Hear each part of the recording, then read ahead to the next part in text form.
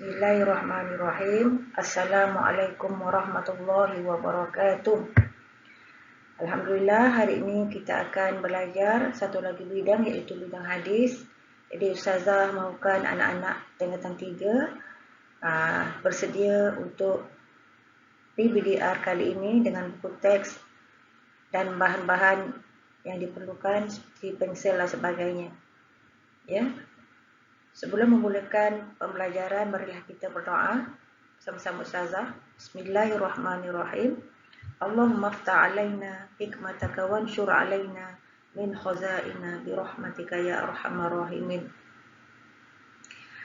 Tajuk untuk hari ini ialah sedekah kunci kebaikan.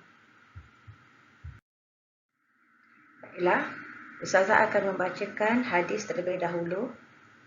An Abi Hurairah radhiyallahu qala qala Rasulullah sallallahu alaihi wasallam kullu sulama minan nasi alaihi sadaqah kulla yawmin tatlu'u fihi syamsu ta'dilu bainal isnaini sadaqah wa tu'inu rajula fi dabbatihi fatahmiluhu 'alaiha wa tarfa'u lahu 'alaiha mata'ahu sadaqah wal kalimatu thayyibatu sadaqah wa kullu khutwatin tamshiha ila sholati sadaqah wa tumitul adha 'anil tariqi sadaqah. Muttafaqun alaih. Maksud sedekah dari segi bahasa ialah pemberian, manakala dari segi istilah ialah sesuatu pemberian yang bertujuan untuk mendekatkan diri kepada Allah Subhanahu wa taala. Amalan sedekah yang disebut di dalam hadis ialah berlaku adil dalam tindakan, membantu orang menaiki kenderaan, mengucapkan perkataan yang baik, mendamaikan orang yang bertelingkah, membantu orang mengangkat barang ke dalam kenderaan, berjalan untuk menunaikan solat, dan mengalihkan sesuatu yang berbahaya di jalan. Kelebihan beramal dengan amalan sedekah: berlaku adil terhadap dua orang yang bertelingkah. Ia dapat menghalang kedua-dua belah pihak daripada melanggar perintah Allah Subhanahu wa taala dan dapat mententeramkan hati kedua-dua belah pihak. Membantu orang menaiki kenderaan atau membantu mengangkat barangnya ke dalam kenderaan, ia dapat memberi keselesaan kepada orang yang memerlukan bantuan dan meringankan beban orang. Seterusnya, mengucapkan perkataan yang baik.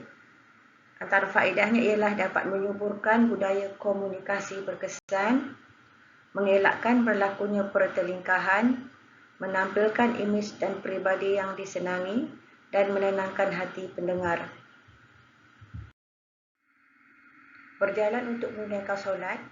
Antara faedahnya ialah dapat mengamalkan gaya hidup sihat, berpeluang melaksanakan sedekah yang lain, ditingkatkan darjat dan dihapuskan dosa, serta diberi cahaya yang sempurna dalam kegelapan akhirat. Akhir sekali, mengalihkan sesuatu yang berbahaya di jalan. Antara faedahnya ialah memberikan keselesaan kepada pengguna yang lain, menunjukkan keimanan kepada Allah Subhanahu wa taala, dan mengurangkan risiko berlakunya kemalangan. Berikut adalah pengajaran hadis. Yang pertama, kita hendaklah mendamaikan orang yang bertelingkah kerana setiap mukmin adalah bersaudara. Yang kedua, kita hendaklah sentiasa menunaikan solat berjamaah di masjid kerana amalan ini besar fadilatnya. Yang ketiga, kita hendaklah bercakap hal-hal yang baik kerana itu merupakan tanda keimanan kita kepada Allah Subhanahu wa taala. Yang keempat, kita hendaklah berusaha mengalihkan sesuatu yang berbahaya di jalan agar tidak memudaratkan.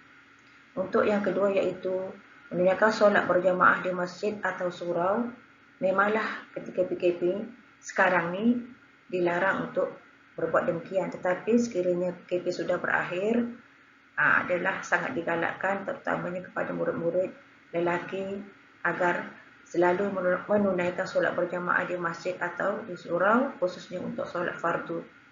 Ya, sebagai kesimpulan, Ustazah nak mahukan anak-anak murid semua faham bahawa sebenarnya Sekiranya kita melaksanakan salah satu ataupun semua daripada 7 perkara yang disebut di dalam hadis, sebenarnya kita telah melakukan sedekah, di mana kita akan mendapat pahala bersedekah sebagaimana kita bersedekah dengan barang-barang yang bernilai ataupun wang ringgit. Jadi sebenarnya banyak peluang telah diberikan kepada kita untuk menambah pahala sebagai bekalan di hari akhirat kelak. Ya, jadi Ustazah harap anak-anak murid semua faham tajuk hadis ini. Ya, sekiranya ada masalah, bolehlah bertanya kepada Ustazah masing-masing. Ya, jangan lupa selepas menonton video ini, sila jawab soalan latihan yang akan diberikan. Akhir kata, wabillahi taufiq. Wassalamualaikum warahmatullahi wabarakatuh.